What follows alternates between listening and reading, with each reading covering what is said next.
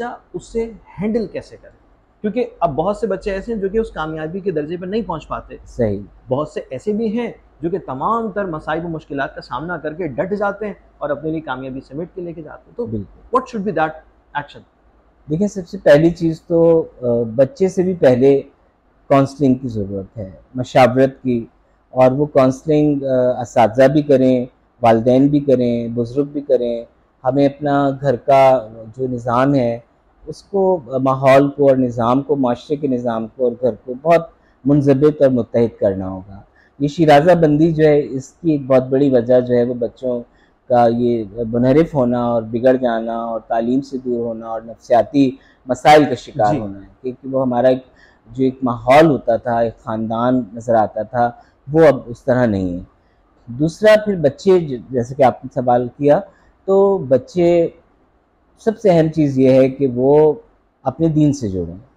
अगर वो बहुत अपने दीन बहुत से अहम। जुड़े हुए हैं, अगर उनके पास सब्र की ताकत है, तवक्कल और इस्तिग़ना है, क्योंकि बच्चा इस उम्र में बहुत कंपेयर करता है कि उसके पास ये है, मेरे पास ये नहीं है। लेकिन ये चीज़ जो आपको अंदर से पुरसुकून कर देती है, वो सब्र है, वो शकीब है, वो इस्तिग़ना है, वो तवक्कल है, वो उम्मीद है, वो रिजा है। तो ये सारी चीज़ें जो जब बच्चे में पैदा होती हैं, तो मैं समझता हूँ कि वालिदैन को घर पर दीनी माहौल, और इस तरह नहीं कि उसमें बहुत ज़्यादा लागू आप करें, बहुत तहकुमाना अंदाज में। वालिदैन खुद रोल मॉडल बने, खुद एक नमूना, मिसाली नमूना बने, घर का माहौल ऐसा रखें कि बच्चा उन चीज़ों को खुश दिली के साथ कबूल करे, ना ये कि वो उस पर मतलब ये कि ठूंसी जाएँ, मसलत की जाएँ, खुश दिली से कबूल करे, नमाज की पाबंदी करे, फिर एक सुकून उसके अंदर आता है। फिर दूसरी चीज़ ये है कि जैसे आपने फरमाया कि बच्चे कहीं कहीं कामयाबी और नाकामी उनकी ज़िंदगी का हिस्सा होते हैं, उनसे बहुत बुरी तरह मुतासिर बिल्कुल होते सर। हैं। असल में अगर हम देखें तो हमारे पूरे माशरे में इंसान की जो कसौटी, जिस कसौटी पर परखा जा रहा होता है, वो उसके नंबर हैं, उसकी उसकी परसेंटेज है, उसकी कामयाबी की सनद ये है।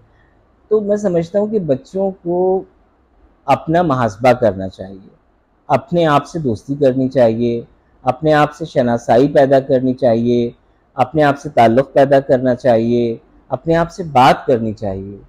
और जो अल्लामा इक़बाल ने एक फ़लसफ़ा पेश किया खुदी का, अगर वो खुदी को समझ लेते हैं और खुदी से वो आशना हो जाते हैं और आरास्ता हो जाते हैं, तो फिर वो खुदा से हम कलाम हो जाते हैं। खुदी के ज़रिए, खुदी दरअसल अपने आप से अपनी पहचान करके अल्लाह को पहचानना है, अल्लाह की तलाश करना है।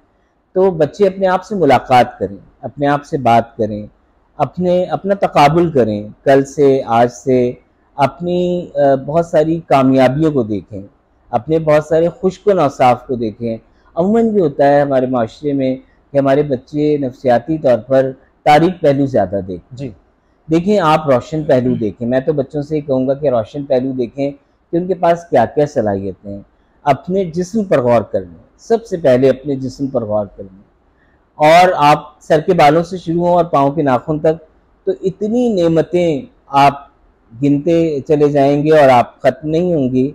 आप देखिए, माशाल्लाह साइंस स्टूडेंट्स तो खुद अंदाज़ा लगा सकते हैं कि वो कितने कीमती, अरबों रुपए की कीमत है उनकी, बिल्कुल अरबों से भी ज़्यादा। ज़्यादा की। कोविड में जिस तरह से वेंट और ऑक्सीजन जो लोगों ने खाई है, खरीदी है, सही बात। तो उससे अंदाज़ा हो गया कि वो अरबों रुपए के हैं। बेशक। अगर हम अपने तमाम निज़ाम देखें, जो सिस्टम्स हमारे जिस्म के अंदर चल रहे हैं, और उसमें अगर कोई भी खलल आ जाए तो उसका इलाज मालजा कितना महंगा है।